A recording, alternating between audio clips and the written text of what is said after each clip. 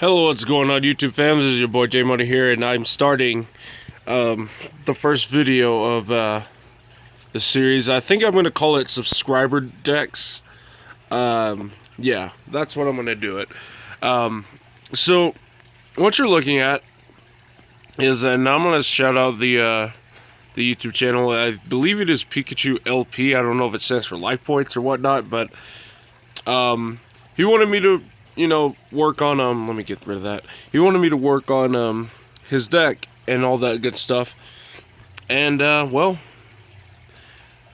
it's kind of hard when it's rogue that since it's not 2014, it's a lot harder. So it took me hours and hours and hours to really try to make this work, because when it comes to building a deck, especially now we're in 2018, you need to do one of two things, especially if it's a rogue deck. You need to either speed your deck up or slow the opposing player's decks down. And so I originally went for speeding the deck up, but then I realized very quickly, unless you can put it up to the speed of the other decks, then you'd be much better off going with the second option. And so what I originally tried to do was integrate a very, very small Goki package, one Super X, one Octostretch, and one Headbat. One Phoenix Blade, since there are some warriors in here, and like 3 bamboo swords just to get a couple of pluses in case you drew into it. So, but needless to say, that didn't work out too well. And so I went the other route, as in slowing the opposing player's decks down. So what I'm going to end up showing you guys is the live duels. It's going to be both the good and the bad. Where are you at? Duel records. There we go. Now, I will end up showing you, we're going to showcase this one anyway, because even though it's really bad, because the hands I opened were terrible. So I'll end up going ahead and playing. And as you can see here, there's really not much I can really do with this hand. If I open I didn't play Obedience School, I had to take that out and all that for the faster build. And I did play one copy rematch because, there's a lot of level 3s in here. You play Rescue Cat, you can make Invoker, go into a Zold, and make Summon Sork, that whole thing. Now it says you could discard one card, then target one level 2 or lower beast type and grave and special it, but there was no way to put beasts in graves. So with that being said, there's nothing I could do. Oh, let me go ahead and exit out that noise. So I go ahead and scooped it up. I knew he was playing Gokis, and hopefully I was able to do something this round, but still, looking at this, I really couldn't do anything, especially when my opponent was playing Gokis. The most I could do was just summon this, or activate Call First and search like Tiger or something. Like if Amazon's Baby Tiger was actually a tuner, we'd actually be doing something here. So after that duel, I just thought, okay, this is a fluke. But then I go here, and this is all unrated too, so I'm just nagging points just to play out other people's decks. And, test them out, just mingle around with them, try and see what works best for them. So let me go and fast forward this. Now we got a second round of the Goki package. Now open Rescue Cat and all that stuff, but I'm playing against Floodgate deck, so this is just one of those things to where it's just like, okay, I wanted to go against something that was more conventional, but going against a deck with a lot of traps that this deck would struggle against. So I opened that again. I opened a Super X, and yeah, I opened a Super X and something else, and it's just like, you know what, there's no way I can get over that Duke proc without him getting a search, and if he makes Toad, then it's game. So he summons the Rotonin, and I scooped it up because there was really nothing else I could do. So on my third one, I think this is like the final straw to where I decided, okay, trying to make this speedy isn't doing anything. Because you have too many things that just bump heads. You know, you open like either like one Goki, or you open some equip spells, but the Amazons, but no rescue cat and all that other stuff, and it bumped too much heads. So fast forward here, my opponent goes first, and yeah, he's playing Welch House. You know, he's one of my subscribers. I wanted him I didn't want him really mirror match. You know, I promised the guy I'd try to work on his deck and all this, and so what I realized is that this deck clearly has no Autocristia. Now, I could have outed it with that wind-up kitten, but I wouldn't have been able to do anything else. So I decided to side in the Goza matches and all that goodness. Actually, no. At this point, I took out the Goki package and actually went for the more control-base route. So I threw in Goza matches, and I had like 3 strikes or warning at one point, but I realized very quickly that, hey, I need things to stop attacks too. I probably need a couple Mirror Force cards. So, you know, that's something that that I'm just learning as I go as to what this deck needs and fill in any type of holes that could be exposed. You know, my opponent exposed these said holes, and I really couldn't do anything afterwards. So, you know, at a certain point, I did manage to get the advantage and all that. You know, I put my Nat Beast on the board with the Goza match and thought it was game. But, you know, noticed that he had 4 fairies and he dropped a Christia, and I had literally no way to out it. But that's a lot of decks, though. A lot of decks cannot out Christia. And that's just unfortunate. It's unfortunate how that works. So I get Rescue Cat, you know, I make my Sendayu, and I put a token on the board, and at this point I'm like, okay, I definitely have game at this point, because he can't out the Goza match and all that, but it doesn't matter when you have 4 fairies and you have Christie in hand. So, you know, he didn't search it or anything. He must have either drew into it amongst all the grinding or opened it. You know, it's whatever. But at this point, you know, drawing the Solemns, drawing the Monster Reborns, it couldn't do anything because of the fact that, hey, once Christie hits the board, well, I guess I lose. So,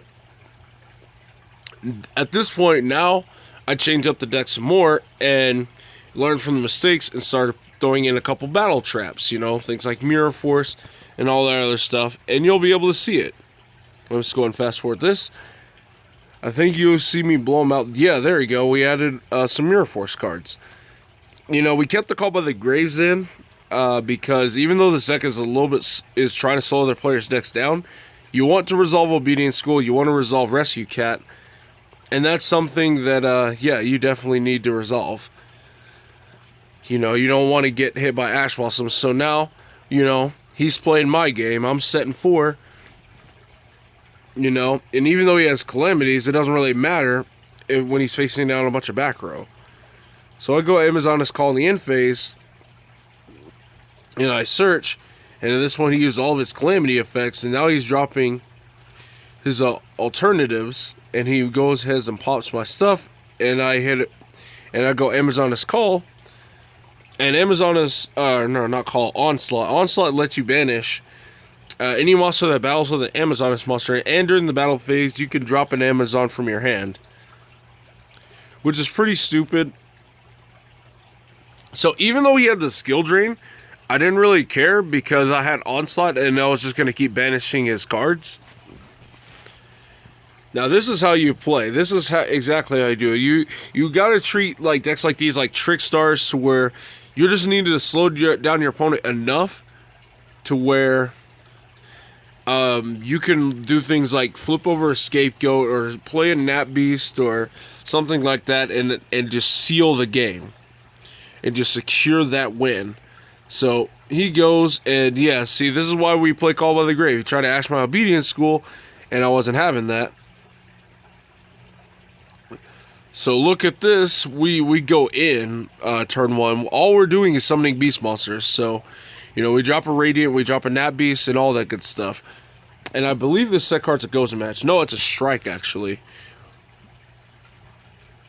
Yeah, so I go ahead and negate his desires. Like, he had to pay costs, but, you know, I didn't even care.